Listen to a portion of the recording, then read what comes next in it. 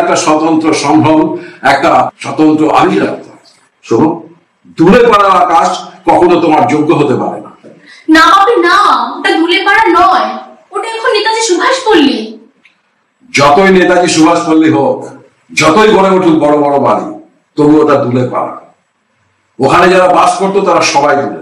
এখন যারা আদিবাসী না তারা সবাই দূরে। মানে বলছো নিচু জাতি, তোমার আকাশ সেও দূরে, ওর বাবা বংশীচরণ সেও দূরে, ওর দাদু হরিচরণ আমাদের খাবারে চমকে উঠলে মনে হলো। আকাশ মানে আমি তো কিছু বুঝতে পারছি না। বুঝতে পারছো না তাই না? আকাশ মানে তুমি কাউকে চেনো না? হ্যাঁ চিনি, মানে আকাশ আমার ইউনিভার্সিটির বন্ধু, আমরা একসঙ্গে পড়ে একসঙ্গে যাতায়াত করি। শুধু যাতায়াত করো আর কিছু না? না আর কিছু না।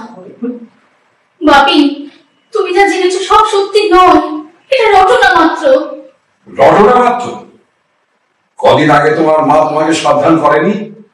বলেনি আকাশ ছোট জাতের ছেলে, বংশ পরম্পরায় আমার খামারের কাজের লোক, এক কথায় বলেছিল আমাদের চাকর। বাপি আকাশের বাবা স্কুল মাস্টার ছিলেন। বাপি তুমি যা শুনেছো সব মিথ্যে, বানানো গল্প। মিথ্যে বানানো গল্প? এই মুহূর্তে তোমাকে দেওয়া আকাশের গালা গাদা কিছু আমার পক্ষে। এত বড় স্পর্ধা যে চৌধুরী বংশের মেয়ের দিকে হাত বাড়ায়, ওর হাতটা আমি মুছে ভেঙে দেবো। বাপু তুমি পাগল হয়ে গেলে? যাও, এই মুহূর্তে আমার চোখের সামনে থেকে সরে যাও। না বাপি, ও ছোট লোক নয়, ও একজন মানুষ, একজন মহান মানুষ।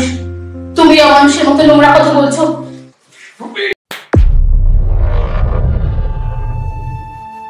বাপি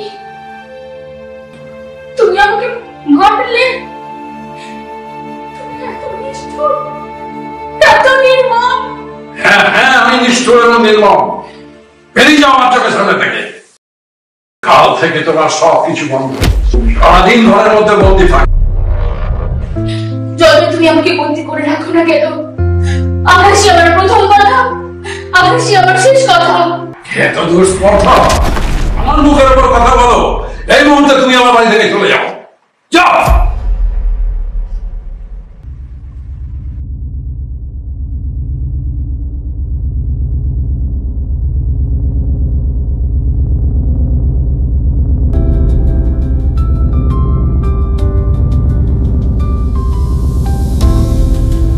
বাপি বন্দি করে শরীরকে রাখা যায়,